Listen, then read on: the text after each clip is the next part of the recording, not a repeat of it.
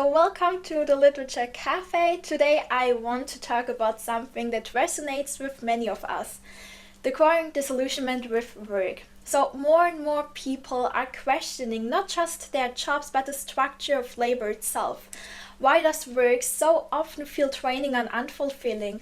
Why do the promises of freedom and purpose under capitalism seem so elusive no matter how hard we work? And this dissatisfaction can be seen everywhere. So some are leaving high-stress jobs in search of meaning, while others are pulling back, doing only what's necessary, what's been dubbed quite quitting. But these aren't isolated personal choices. They are symptoms of a system that demands more than it gives, glorifies productivity and leaves many burned out and disconnected. And Karl Marx recognized these dynamics long time ago. He saw how capitalism structures labor in ways that not only exploits workers but alienate them from their work, their products, and even themselves.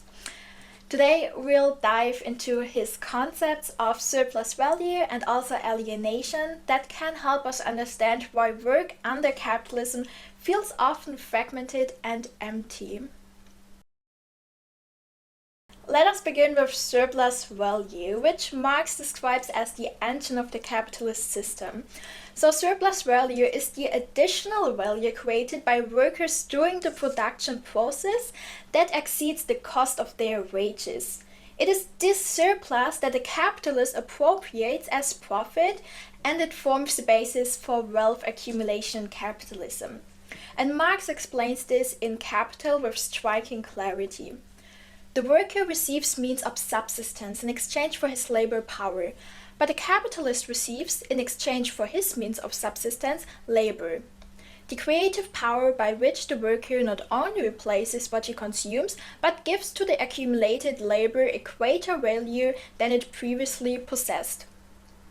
And let me make this clear with an example. So imagine a worker producing goods over an 8-hour workday. The capitalist pays this worker a daily wage, let's say £80. And this £80 represents the cost of the worker's labor power, so the minimum amount necessary to sustain their ability to work. This includes their food, housing, and other essentials needed for survival and productivity. However, in those 8 hours, the worker produces goods that have a market value of, let's say, £500. After deducting other costs such as raw materials, £200, and machinery wear and tear, £100, the capitalist is left with £200 in total value created by the worker. And from this, the worker receives their £80 wage. What remains is £120, which is the surplus value which the capitalist retains as profit. And this process is not accidental. It is the core mechanism of capitalism. And as Marx succinctly states, does a worker in a cotton factory produce merely cotton textiles? No, he produces capital. And this simple equation reveals the exploitative nature of the system. Workers are paid just enough to sustain themselves, while the value they create is appropriated by the capitalist. Surplus value, therefore, is not merely an economic concept, it is a reflection of the power dynamics that sustain capitalism. A fundamental insight in Marx's analysis is the distinction between labor and labor power. So labor refers to the actual work performed by the worker, so the physical and mental effort expended during the production process, while labor power, on the other hand, is the worker's capacity to work, which is sold as a commodity to the capitalist. And this distinction is crucial because workers are not paid for their full value of their labor, they are paid for their labor power. The capitalist purchases this capacity to work, uses it to produce goods, and extracts this surplus value from the worker's actual labor. And this gap between what the workers paid and the value they create is the source of the capitalist's profit. And Marx captures the exploitive essence of this relationship in one of his most vivid metaphors. Capital is dead labor, what vampire-like only lives by sucking living labor and lives the more labor it sucks. While surplus value exposes the economic mechanisms of exploitation, Marx's theory of alienation reveals the profound human cause of this system. And alienation refers to the estrangement or disconnection that workers experience under capitalism, not only from their labor, but also from the products they create, their fellow workers, and even their own humanity. First, Marx argues that under capitalism, workers are alienated from the products of their labor. But what does this mean? It means that the things workers create don't belong to them. These products are appropriated by the capitalist and sold on the market, often for a profit the worker never sees. And this process, the worker is disconnected from the value they have created. Take a modern example. Imagine a factory worker assembling smartphones. They spend hours putting these devices together, yet they don't own the finished product. In fact, the phone they helped create is sold at a price they could never afford. And the result is a profound disconnection. The worker sees the product of their labor as something external, something alien to them. And this is exactly what Marx meant when he wrote, "The object that labor produces confronts it as something alien, as a power independent of the producer." And this isn't just limited to physical goods. Consider workers in the gig economy, rideshare drivers or food delivery couriers. They don't produce tangible goods, but their labor generates immense value for the companies that operate the platforms. Yet they are alienated from the value. The profits flow to the platform owners, while the worker remains an intermediary disconnected from the wealth they help create. And this disconnection is foundational to the capitalist mode of production. Workers create, but what they create doesn't belong to them. Instead, it becomes a source of wealth and power for someone else.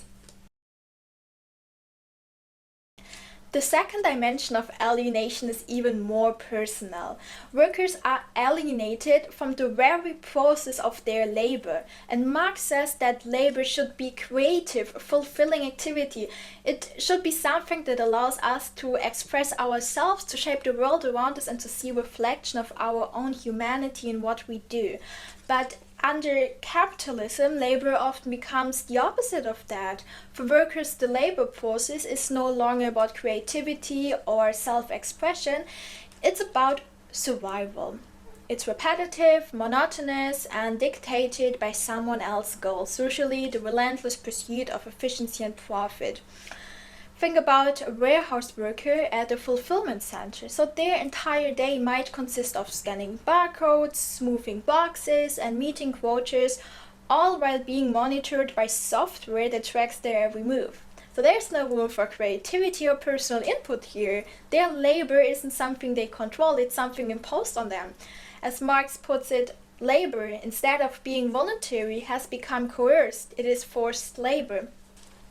This forced nature of labor, where workers perform tasks not for their own benefit, but for the benefit of capital, is a key feature of alienation. Work becomes a chore, a burden, something endured rather than enjoyed. And this isn't just true for manual labor. Even in white-collar jobs, the labor process is often dictated by external pressures, deadlines, performance metrics, or the constant demand for productivity. Take, for example, the increasing common phenomenon of surveillance software in offices, where employees' productivity is monitored down to the minute. Workers might feel like they are not working to achieve something meaningful, but simply meeting quotas, answering emails, or avoiding penalties. The third dimension of alienation is one we might not immediately think about: alienation from our fellow human beings. Under capitalism, Marx says workers are pitted against one another. Instead of fostering solidarity and cooperation, the system creates competition and isolation.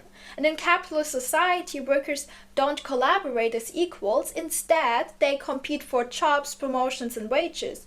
And this competition isolates them, making it harder to form meaningful connections or act collectively to challenge the system. And Marx captures this succinctly.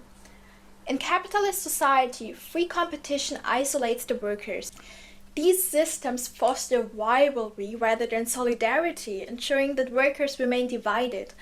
And why is this division so significant? Because it weakens collective action.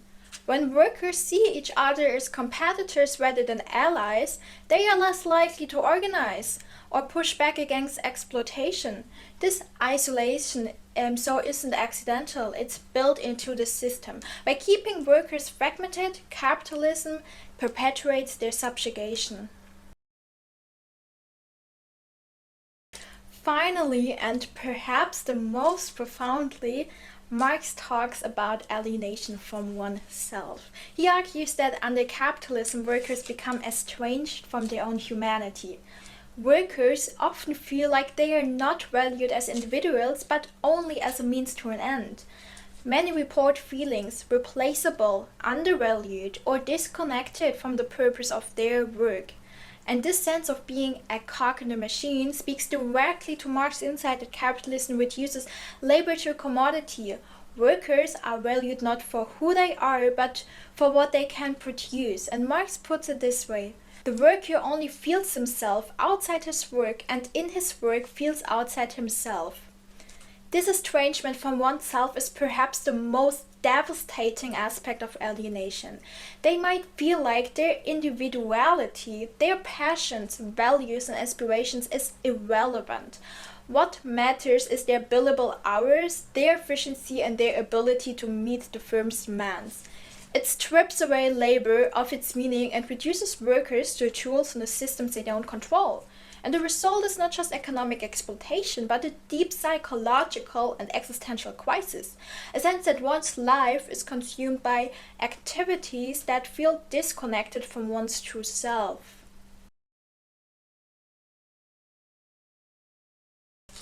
Now let's situate this within the broader transformations of labor today. For much of the 20th century, many workers, especially in white-collar jobs, could expect stable, long-term employment with benefits like pensions, health insurance, and predictable career progression. This model, sometimes referred as the standard employment relationship, offered a degree of security. Workers knew what to expect and could plan their lives accordingly. But over the last few decades, however, this model has been steadily dismantled. It has been displaced by what are often termed as atypical employment arrangements.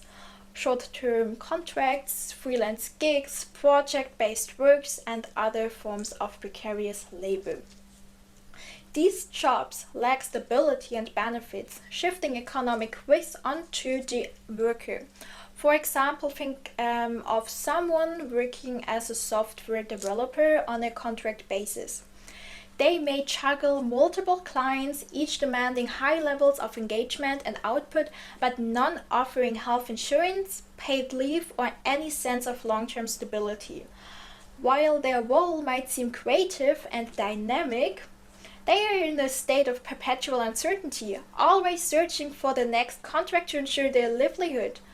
On the surface, this shift is often celebrated as flexibility. Workers are told they can control their schedules, they pick their own projects, and achieve a better work-life balance. But let's not mistake this framing for reality. What this so-called flexibility often conceals is the fact workers are being made to shoulder risks that were once absorbed by employers.